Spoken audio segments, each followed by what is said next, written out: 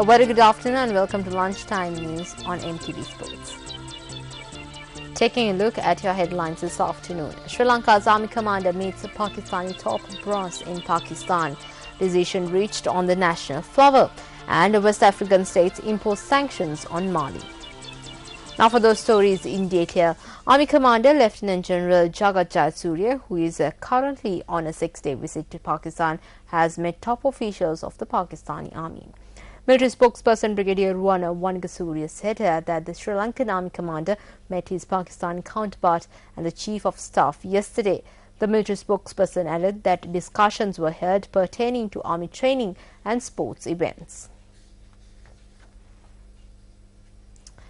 Well, Minister Wimal Weerawansa says that signing of the CEPA agreement will continuously be postponed as it would take away jobs from Sri Lankan professionals, among other disadvantages.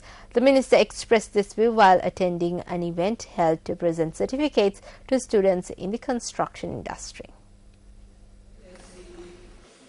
An event to present certificates to 150 students who had completed the quantity surveying and construction work management courses were held in Baramulla last evening. The program was conducted by the Centre for Habitat Planning and Development and was initiated by the Institute of Construction Training and Development. Adapi rate krushi karmante pibidimak tibenawa wagema karmikanshe pibidimak tibenawa wagema Indikirim karmanti visala pibidimak ඇතිවෙමින් පවතිනවා. There is a revival in the construction sector like in the agriculture sector and the technical sector. Because of this revival, there is a huge demand for professionals in this field. You all know that India proposed a CEPA agreement to us. The main reason President Mahinda Rajapaksa is delaying the signing of the CEPA agreement is because if it is signed, Indian workers can enter the country and take up the jobs available here. If this happens, the opportunities available for our workforce will be limited. මාර්ගය පෑදෙනවා. ඒ මගින් අපේ වෘත්තිකයට තිබෙන අවස්ථාව අහිමි වීමේ අවදානම තියෙනවා. Well, a parliamentary debate will take place today and tomorrow on the UNHRC resolution on Sri Lanka. Secretary General of Parliament Dhammika Dissanayake said that the debate, which has been listed as an adjournment motion, will take place from 1:30 to 6:30 p.m. Well, the National Water Supply and Drainage Board has decided to release the radioactive waste generated from the Maharagama Cancer Hospital into the sea.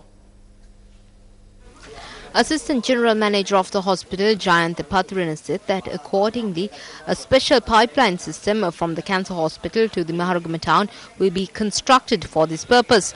He went on to say that the waste will be carried to Ratmalana via an existing system where it will be discharged into the sea after purification.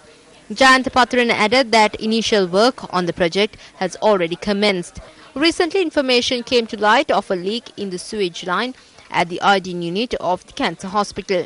The National Water Supply and Drainage Board added that the decision to release radioactive waste into the sea was taken in a bid to ensure the health of those residing close to the Maharagama Cancer Hospital. Well, the Minister of Environment has reached an agreement on the correct national flower. The agreement was reached when the committee appointed to look into the issues surrounding the country's national flower convened yesterday. Director of the Biodiversity Secretariat, Ajit Silva, noted that the committee agreed to name the sky blue water lily, significantly known as Nivea nauchali, which is endemic to the country, as the national flower of Sri Lanka. He added that the committee decided to publish this in all school textbooks along with a photograph of the flower. The committee was appointed as an issue cropped up when an incorrect image of the national flower was circulated recently. Ajit Silva went on to say that the committee recommendation will be presented for cabinet in the near future. Well, an individual has been arrested in Nugegada for illegally possessing a pistol said to be belonging to the leader of the Nava Sinhala Urumaya, Sarath Manamendra. Police media spokesperson SP Ajit Rohan said that the arrest was made by the Mirihana police. He added that 2 bullets were also discovered along with the pistol. The police media spokesperson said that Sarath Manamendra had been summoned to the Mirihana police for an inquiry regarding the incident. Well, today is the 3rd day of the 100th Scout Jamboree. A number of activities are being held at the DSA Nanaika College grounds in Kandalama, Dambulla. Activities are taking place at the school and in surrounding areas in Kandalama to mark the event. The most significant activity was the one that took place near the Kandalama tank in Dambulla. A number of activities were conducted by the Sri Lankan Navy's Special Boat Squadron, which included life-saving, swimming, dinghy boat maneuvering, paddle boat operations and canoeing. Both local and international scouts are taking part in these events. Over 700 international scouts as well as over 6,000 local scouts are taking part in the 100th Scouts Jamboree. Well, a drinking water project funded by Japan was handed over to the public in Nilagama, Kahawatha yesterday. A sum of 5 million rupees had been spent on the project. Under this new project, drinking water will be provided to 1,500 people in the Nilagama estate in Kahawatha. The first phase of the project was declared open yesterday by the Japanese ambassador to Sri Lanka, Nobuhito Hopo. The Japanese ambassador addressed the gathering in Sinhala.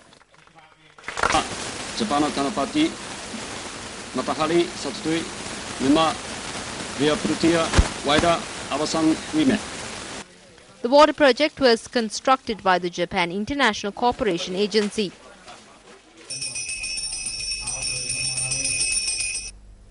Well, a person has been killed in a motor accident in Udawalawa. Police said that the accident had occurred when a Bowser hit a parked lorry. The accident had occurred on the Udawalawa Dam early this morning. The police said that the Bowser, which was transporting milk, had crashed into the back of a lorry that had stalled owing to a technical defect. A 20-year-old youth who had been working as the Bowser assistant had died on the spot. The driver of the Bowser has been arrested by the police. The body of the victim is currently lying at the Udawalawa hospital and the post-mortem examination is to be held today.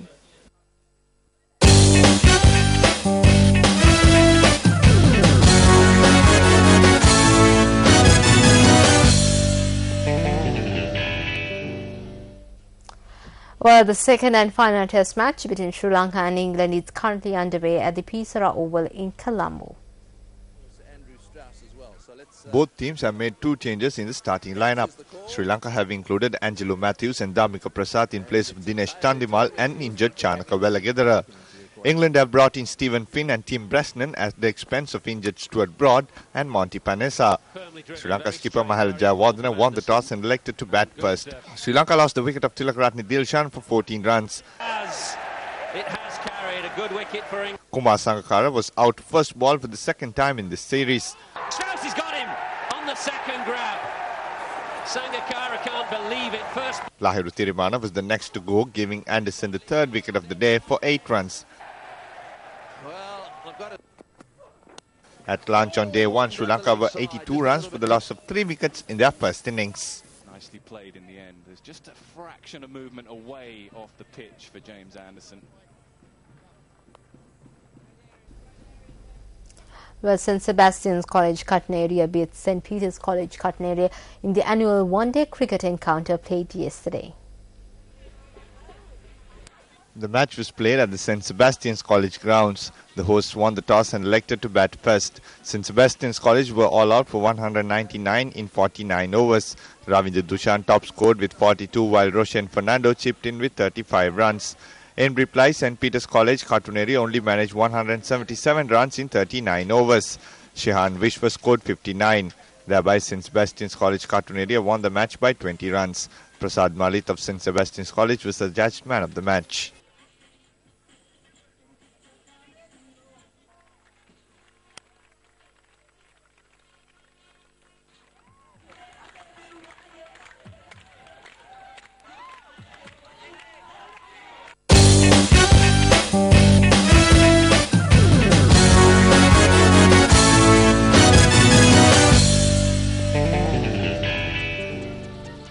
Well, with that, we wrap up this edition of Lunchtime News, but be sure to join us on all the updates. Until then, take care.